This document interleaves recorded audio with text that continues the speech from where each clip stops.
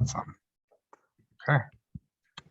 This is Abe Freetanzer from Awards Radar, and I'm thrilled to be speaking with Georgia Pritchett, the showrunner and executive producer of The Shrink Next Door. How are you today, Georgia? I'm good. Well, I've actually got COVID, but I'm doing okay. Thank you very much. It was bound to happen sooner or later. I'm sorry to hear that, but I'm glad we're doing this over Zoom and that we can still talk, and I won't ask you anything that requires too much energy. Okay, thank you. So I love this show. It's one of my favorites of the year and of the season. What did you know originally about this story, and what piqued your interest in it? I listened to the podcast, which I loved, but it left me with a lot of questions because obviously the podcast is very much told from Marty's point of view. And what excited me about adapting this for TV was sort of taking a look at the relationship in a more objective way and trying to understand how this extraordinary thing happened. And I think it's so easy when you hear a story like that to be very reductive or to simplify it and think, oh, Marty's must be an idiot or Ike must be evil. And I thought, I don't think that's fair on either man. I don't think Marty's an idiot and I don't think Ike's evil. I think these, in a way, it's kind of like a love story that a relationship that started well then took a turn and became very unhealthy and toxic, and I was interested in examining how and why that happened. Yeah, absolutely. And I think that when there are highs and when they're both very happy, they're just so happy. I think comparing it to a love story really makes a lot of sense because there's just these moments that are so blissful, and then you sort of come away from it and you see how unhealthy and toxic it really is.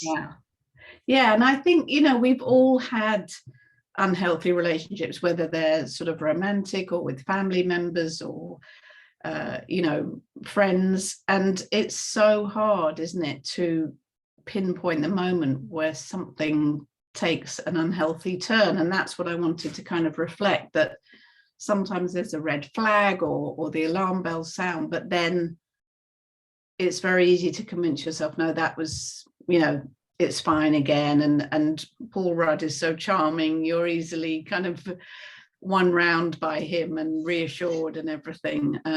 So yeah, it felt like, although in a way it's a kind of true crime story, I didn't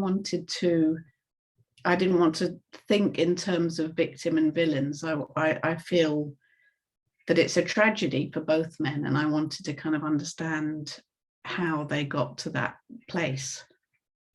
Did you know that you wanted Will and Paul in the lead roles? Well, what was amazing is that while I was sort of listening to it and loving it, they independently heard it and loved it. And Will was trying to get the rights and wanted to play Marty, and Paul was trying to get the rights and wanted to play Ike. So rather than bidding against each other, they joined forces. So they were all kind of tied up with it. And, I just thought that was brilliant because Will is so lovable and so relatable that I thought he'd be a great Marty. And then similarly, I thought, everyone adores Paul Rudd, and that was helpful for us because he is so charming, to kind of show how you could get yourself into the situation Marty got himself into. I think, who wouldn't want Paul Rudd as their fun therapist who took them to basketball, so I think that was all, really important part of the whole show. And then, once we had Catherine Hahn, I mean, she's just phenomenal. And Casey Wilson is absolutely brilliant as well. Absolutely. And I know you mentioned that when you were listening to the podcast, there were unanswered questions. Did you want to try to answer everything, or did you want to leave a few things still hanging? I wanted to let the audience sort of make up their minds, and I wanted to, in a way, for the audience to go on the journey that Marty went on. So, at the beginning, it's just wonderful, isn't it? Ike changes Marty's life instantly for the better, and they hit it off, and there's the chemistry, and they improve each other's lives immediately. And then I wanted the audience to kind of have those moments when Marty does of thinking, hang on, that seems a bit odd, but then kind of be one round again in the next minute. So I didn't want to sort of label anyone or kind of deliver a verdict. I wanted the audience to sort of have that journey and make them their own minds up. And to me, at the end, I really feel for both men, and and also feel anger and all sorts of other complicated things about them. But I don't think it's as simple as a goodie and a baddie story. Well, on that note, I know that since it's a limited series, it doesn't have to be classified as a comedy or a drama. But if you had to, would you classify it as one over the other? It's funny, because they're both so brilliant at comedy, as is Catherine and Casey, and because I've, most of my career have spent writing comedy, and that's kind of my first love.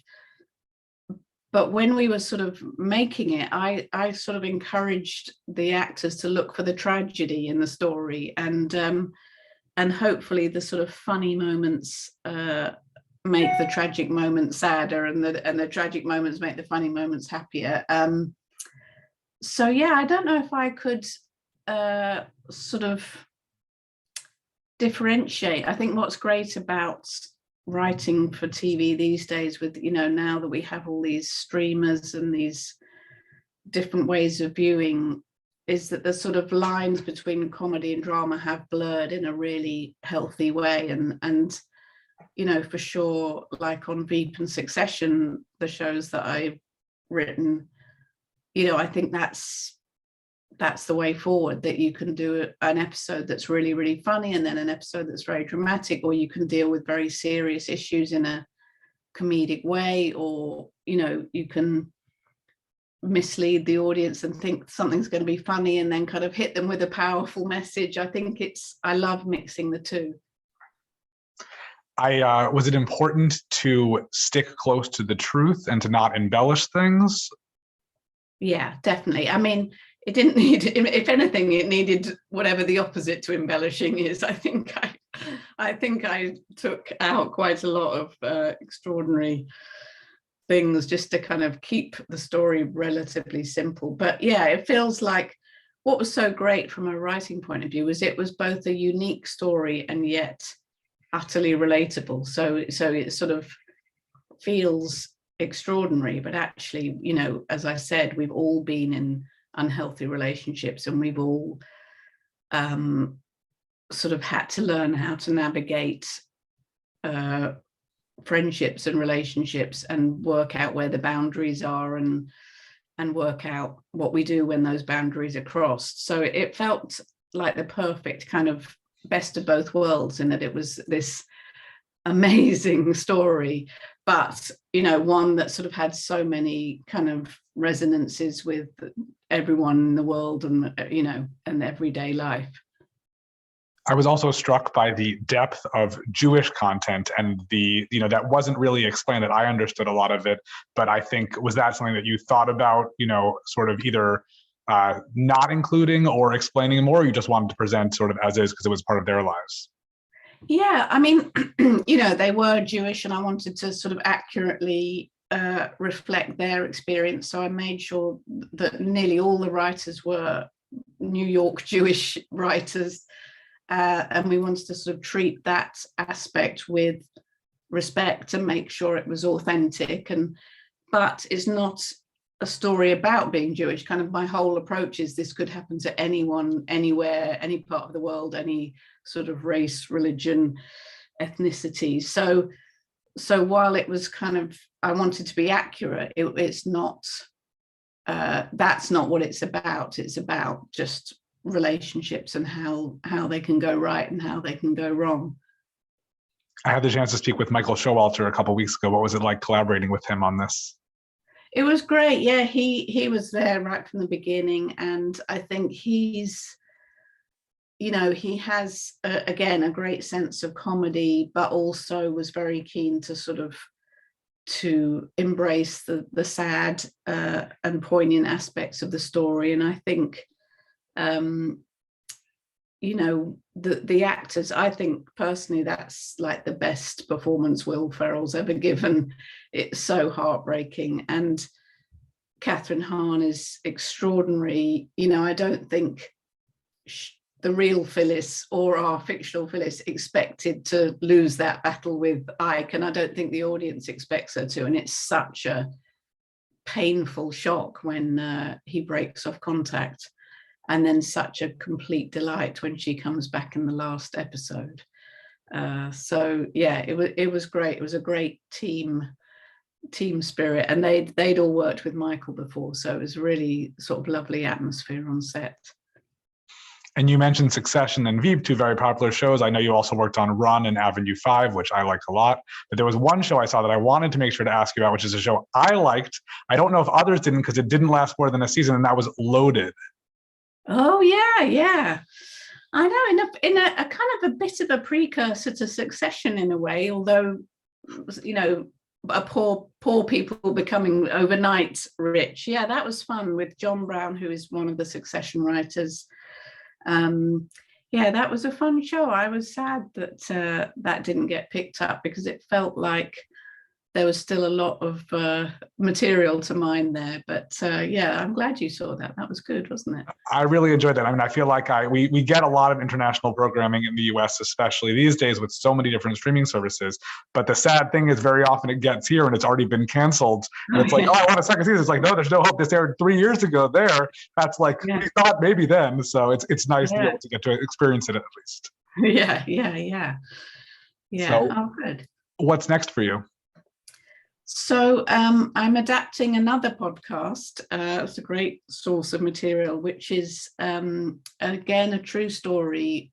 It was called, I don't know if you heard the podcast, it was called Tunnel 29. And it's a true story about some college students, engineering students, who use their rudimentary engineering knowledge.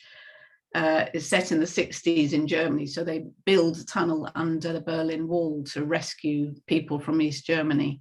And the brilliant director, Johann Renck, who directed Chernobyl, is attached to direct. So that's going to be really exciting.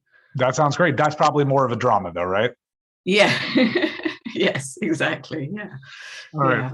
Wonderful. Well, that sounds very interesting. I look forward to that. Thank you for taking some time to speak with me today, and good luck in the future. Thank you. And I'm glad we're wearing matching T-shirts. That's very important. For those listening, it's where they're both light blue. I think it's great. So thank you. Makes for a good conversation. Thank you so much. Bye-bye. Bye. Thanks, Carly. Take care. Thank you both so much. Bye. Thank you.